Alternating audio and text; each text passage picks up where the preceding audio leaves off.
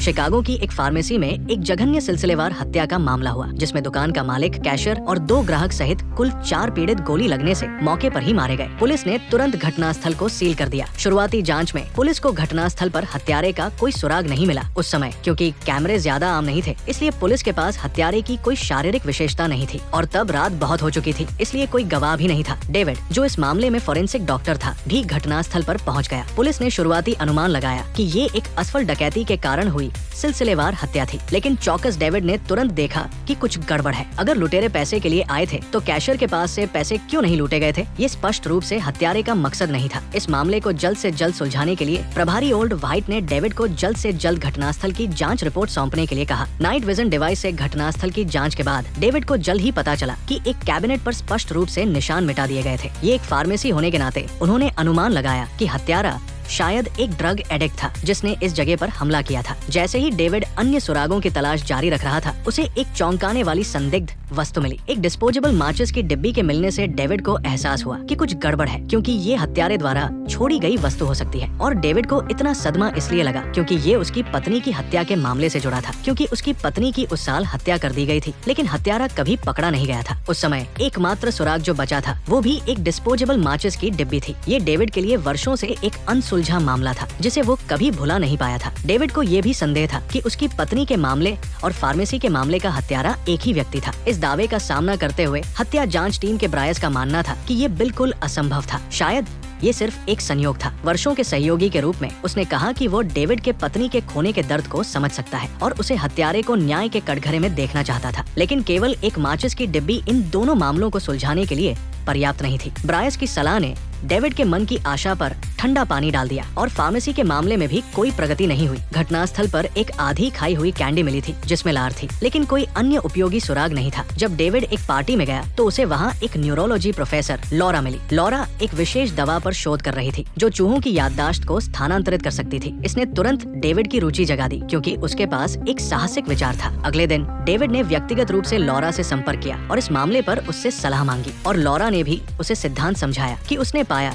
कि जानवरों की याददाश्त केवल मस्तिष्क के हिप्पोकैम्पस में ही संग्रहित नहीं होती है, बल्कि कुछ यादें सेरेब्रोस्पाइनल द्रव में भी संग्रहित की जा सकती है। और उसने एक ऐसी दवा विकसित की थी जो सेरेब्रोस्पाइनल द्रव की याददाश्त को दूसरे मस्तिष्क में विलय कर सकती थी, जिससे याददाश्त को पढ़ा जा सकता था। लॉरा ने सीधे डेविड को चूहों की याददाश्त के स्थानांतरण का एक प्रयोग दिखाया। उसने एक चूहे और एक बिल्ली को भूल भुलैया में खेलने के लिए रखा। नतीजतन चूहा भूल भुलैया से बाहर नहीं निकल पाया और बिल्ली द्वारा पकड़ा गया। लॉरा ने अपने विकसित फ्यूजन एजेंट को निकाला। उसने पहले एक सिरिंज से दूसरे चूहे के सेरेब्रोस्पाइनल द्रव का एक हिस्सा निकाला, फिर उसने एक और फ्यूजन एजेंट का एक हिस्सा निकाला और उसे सिरिंज में मिला दिया। अंत में उसने उन सभी को अभी प्रयोग किए गए चूहे के शरीर में इंजेक्शन लगाया। नतीजतन जब फिर से प्रयोग किया गया तो चूहे ने चमत्कारी ढंग से बिल्ली के चंगुल से छुटकारा पा लिया, क्योंकि दूसरे चूहे ने कई बार भूल भुलैया के खेल को पूरा कर लिया था। इसका मतलब ये भी था कि उसकी दवा वास्तव में काम कर गई थी। ये दृश्य देखकर डेविड हैरान रह गया। अगर लॉरा का फ्यूजन एजेंट वास्तव में काम कर सकता है तो फोरेंसिक डॉक्टर के रूप में डेविड के शव परीक्षण के दौरान वे हमेशा साक्ष्य के रूप में पीड़ितों के सेरेब्रोस्पाइनल द्रव का एक हिस्सा संग्रहित करते थे। अगर ये दवा इंसानों पर भी वही प्रभाव डाल सकती है तो इसका मतलब ये होगा कि वो पीड़ितों की याददाश्त के माध्यम से हत्यारे का पता लगा सकता है। उसने तुरंत लॉरा का पहला नैदानिक विषय बनने का फैसला किया। हालांकि इस अजीबोगरीब मांग ने तुरंत लॉरा को डरा दिया। उसने कहा कि उसकी दवा का अभी तक कोई परीक्षण नहीं हुआ था और न ही इसे इंसानों पर आजमाया गया था। डेविड को न केवल मना कर दिया गया बल्कि लॉरा ने उसे बाहर भी निकाल दिया। ये पता चला कि लॉरा से संपर्क करने के बाद लॉरा को अपने दोस्त से डेविड की पहचान के बारे में पता चला था और उसे उसकी पत्नी की हत्या के मामले के बारे में भी पता चला था। लॉरा ने जांच के माध्यम से पाया कि उसकी पत्नी की हत्या का संदिग्ध खुद डेविड था। ये पता चला कि डेविड की पत्नी की हत्या से पहले दोनों के बीच अक्सर झगड़े और बहस होती थी। डेविड के पास अपराध करने का एक बड़ा मकसद था। उस समय उस पर पुलिस ने मुकदमा चलाया था, लेकिन अंततः सबूतों की कमी के कारण उसे छोड़ दिया गया था। इससे लॉरा को डेविड के बारे में कुछ संदेह था और दूसरी ओर अपनी पत्नी के असली हत्यारे का पता लगाने के लिए डेविड ने जोखिम उठाने का फैसला किया। अपनी स्थिति का लाभ उठाते हुए वो भंडारण कक्ष में गया और चुपचाप अपनी पत्नी द्वारा छोड़े गए सेरेब्रोस्पाइनल द्रव को निकाल लिया। डेविड लॉरा की प्रयोगशाला में भी गया और फ्यूजन एजेंट चुरा लिया। वो अपनी पत्नी की हत्या के स्थान पर याददाश्त को फिर से बनाने की तैयारी कर रहा था, क्योंकि लॉरा ने एक बार संकेत दिया था कि दूसरे व्यक्ति के परिचित दृश्यों पर लौटने से याददाश्त को तेजी से पढ़ने में मदद मिल सकती है। कोशिश करने के इरादे से डेविड को उम्मीद नहीं थी कि याददाश्त इतनी वास्तविक होगी। ये सब उसकी आंखों के सामने हो रहा था और डेविड ने अंततः अपनी पत्नी के दृष्टिकोण से सब कुछ देखा। उस रात भारी बारिश हुई। उसकी पत्नी मैरी एक अभियोजक की सहायक थी। इस समय वो अपने घर के कार्यालय में लौटने की तैयारी कर रही थी, लेकिन उसे कभी उम्मीद नहीं थी कि जैसे ही वो अंदर गई, उस पर एक रहस्यमय आदमी ने हमला कर दिया। फिर उसकी पत्नी मैरी को आदमी ने पीछे से पकड़ लिया। उसने मैरी को कसकर पकड़ लिया ताकि उसे मार सके। इस भावना ने सीधे डेविड को भी उत्तेजित किया। मैरी को बिल्कुल नहीं पता था कि दूसरा पक्ष कौन था और उसे रहस्यमय आदमी ने सीधे जमीन पर गिरा दिया। डेविड को भी वही घुटन महसूस हुई जिससे वो सीधे बेहोश हो गया। जब वो उठा तो उसे एहसास हुआ कि दवा ने काम किया था, लेकिन वो अभी भी अपनी पत्नी की याददाश्त के माध्यम से हत्यारे का पता नहीं लगा पाया था। हालांकि डिस्पोजेबल माचिस की डिब्बी के सुराग ने डेविड को फिर से आशा दी। अगर फार्मेसी का हत्यारा और उसकी पत्नी का हत्यारा एक ही व्यक्ति था, तो उसे फार्मेसी के पीड़ितों की याददाश्त के माध्यम से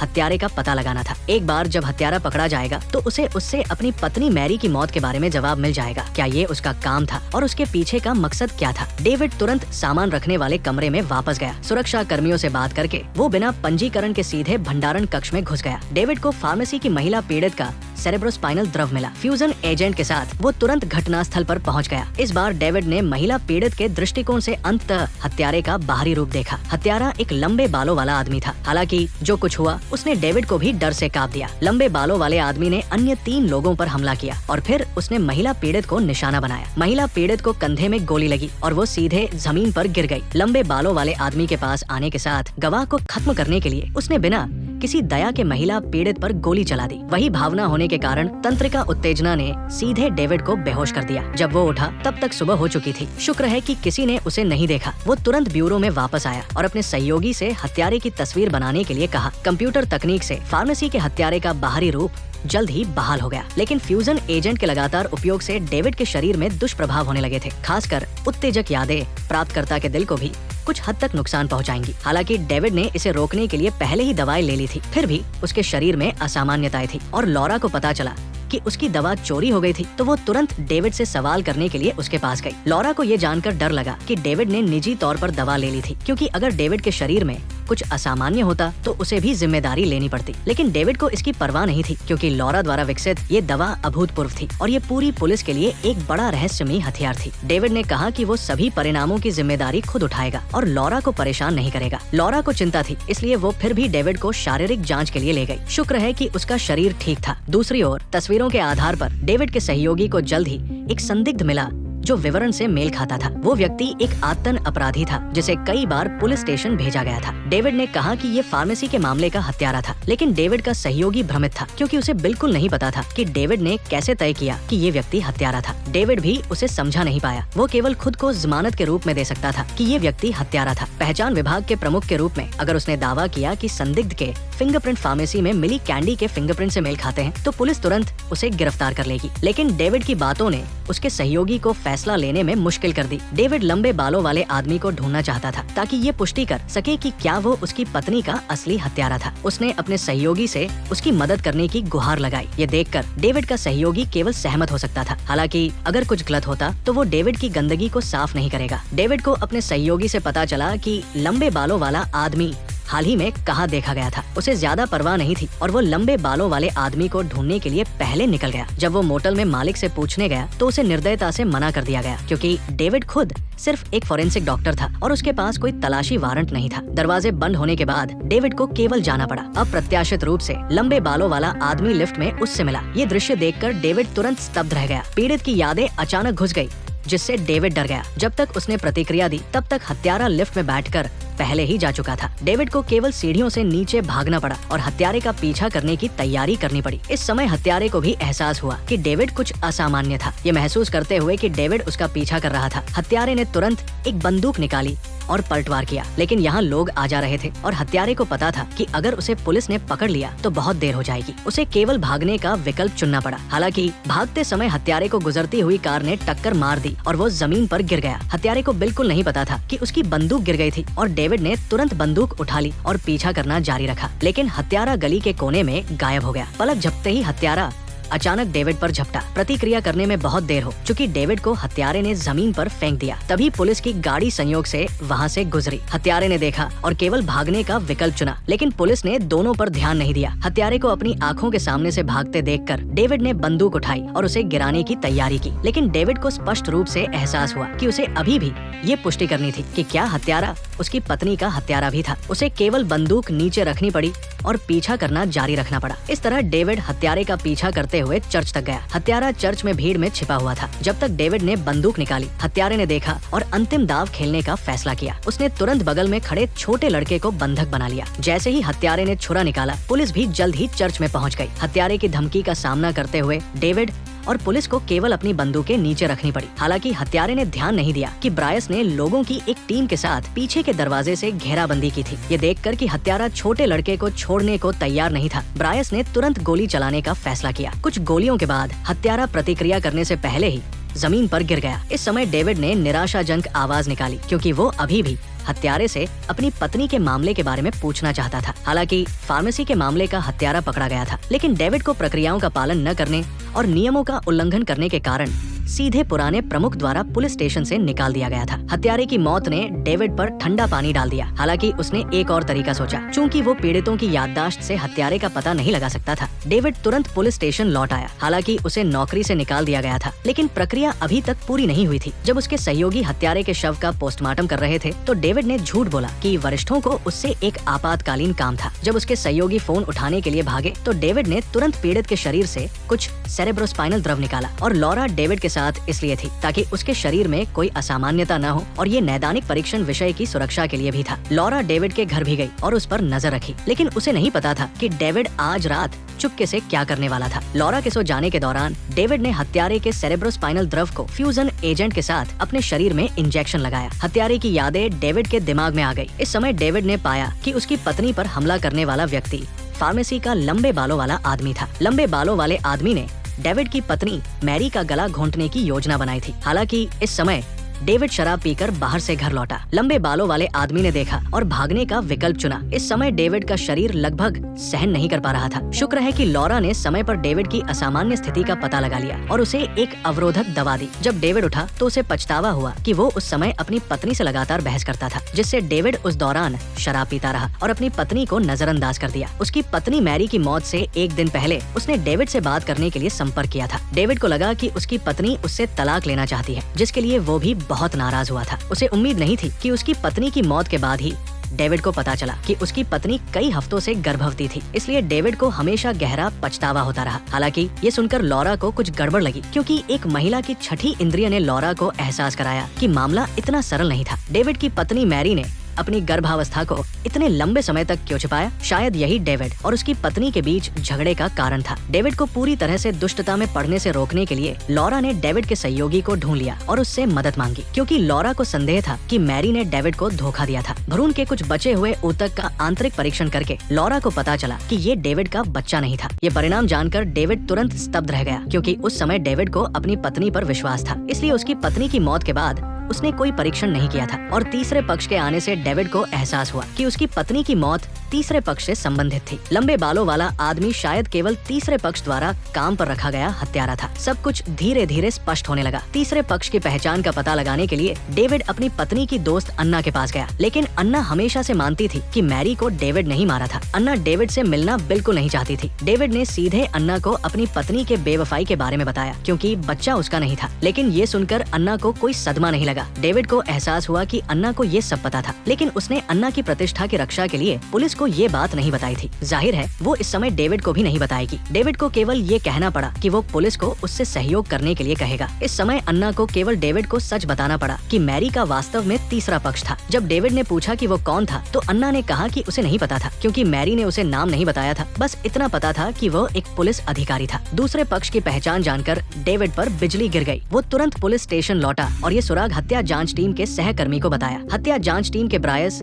और अजय को विश्वास नहीं हुआ। उन्हें लगा कि डेविड अपनी पत्नी के असली हत्यारे का पता लगाने के लिए पूरी तरह से पागल हो गया था। उस समय डेविड पर मुकदमा चलाने वाला व्यक्ति अजय था। अजय को आज तक लगता है कि डेविड ही मैरी का हत्यारा था, क्योंकि उस समय डेविड न केवल बुरी तरह से शराब पीता था, बल्कि उसने अपने घर को भी तोड़ दिया था। अजय को डेविड का ये चोर चोर की तरह चिल्लाना बहुत ही घिनौना लगता था। दोनों लगभग हाथापाई करने लगे थे। डेविड को विभिन्न यादों के भ्रम के कारण लगभग दिमागी दौरा पड़ गया था। शुक्र है कि लॉरा ने उसे समय पर अस्पताल पहुंचा दिया। हालांकि पुलिस ने लॉरा से संपर्क किया। ये पता चला कि कल रात लॉरा की प्रयोगशाला में एक दुर्घटना हुई थी और उसकी विकसित दवा पूरी तरह से नष्ट हो गई थी। जाहिर है किसी को संकट का एहसास हो गया था और हत्या जांच टीम का अजय भी जल्द ही डेविड के पास पहुंच गया। अजय के अचानक आने से डेविड को खतरे का एहसास हुआ, लेकिन जासूस अजय ने कहा कि डेविड की सलाह के अनुसार अगर डेविड सही कह रहा था तो मैरी की मौत एक तीसरे पक्ष के कारण हुई थी और वो एक पुलिस अधिकारी था। इस सुराग का पालन करते हुए उसे वास्तव में कुछ सुराग मिले थे। जॉन नाम का एक पुलिस अधिकारी 1 साल से ड्यूटी पर नहीं था और वो अस्पताल में कोमा में चला गया था। फाइलों में लिखा था कि उस समय जॉन ने खुद को गोली मारकर आत्महत्या करने का फैसला किया था, लेकिन उसे बचा लिया गया और वो कोमा में चला गया। संयोग से उसकी आत्महत्या का समय डेविड की पत्नी मैरी की मौत के दिन ही था और अजय का मानना था कि जॉन वो तीसरा पक्ष हो सकता है जिसकी डेविड तलाश कर रहा था। अजय का मानना था कि जॉन बिना किसी कारण के आत्महत्या नहीं करेगा। ये रिपोर्ट निश्चित रूप से जाली थी। अजय ने एक साहसिक अनुमान भी लगाया था कि जॉन ने किसी को नाराज कर दिया था और मैरी जॉन की प्रेमिका होने के नाते कुछ अंदरूनी बातें जानती थी, इसलिए दोनों को एक ही दिन विष मिला था। जाहिर है एक मास्टरमाइंड था जो ये सब नियंत्रित कर रहा था। हालांकि अब जॉन कोमा में था और बोल नहीं सकता था, इसलिए अजय के अनुमान की पुष्टि नहीं की जा सकती थी। लेकिन अजय को यादें पढ़ने वाले फ्यूजन एजेंट के बारे में नहीं पता था और इसने डेविड को जगा दिया। डेविड ने तुरंत लॉरा को ढूंढ लिया। नष्ट हुई प्रयोगशाला को देखकर जाहिर है मास्टरमाइंड को एहसास हो गया था कि फ्यूजन एजेंट उसे धमकी दे रहा था। हालांकि दूसरे पक्ष को उम्मीद नहीं थी कि एक बोतल फ्यूजन एजेंट अभी भी घटनास्थल पर सुरक्षित था। डेविड ने लॉरा को पूरी कहानी बताई। असली मास्टरमाइंड का पता लगाने के लिए लॉरा ने डेविड की मदद करने का फैसला किया। वे अस्पताल गए और जॉन को ढूंढ लिया जो कोमा में चला गया था। जब कोई नहीं देख रहा था, डेविड ने चुपके से जॉन के शरीर से कुछ सेरेब्रोस्पाइनल द्रव निकाला। डेविड ने फिर से फ्यूजन एजेंट का उपयोग करने का फैसला किया। लॉरा ने डेविड की शारीरिक स्थिति को ध्यान में रखते हुए उसे जोखिम नहीं लेने दिया। लॉरा ने खुद इसे करने की तैयारी की। लॉरा को ज्यादा प्रतिक्रिया करने से रोकने के लिए डेविड ने लॉरा के हाथ और पैर टेप से बांध दिए, लेकिन लॉरा को ये नहीं पता था कि ये डेविड का जाल था, क्योंकि डेविड लॉरा को परेशान नहीं करना चाहता था। डेविड ने खुद इसे करने का फैसला किया। जैसे ही डेविड ने जॉन के सेरेब्रोस्पाइनल द्रव को फ्यूजन एजेंट के साथ इंजेक्शन लगाया, डेविड को जल्द ही पता चला कि उसकी पत्नी मैरी वास्तव में जॉन के साथ लेटी हुई थी। मैरी जानती थी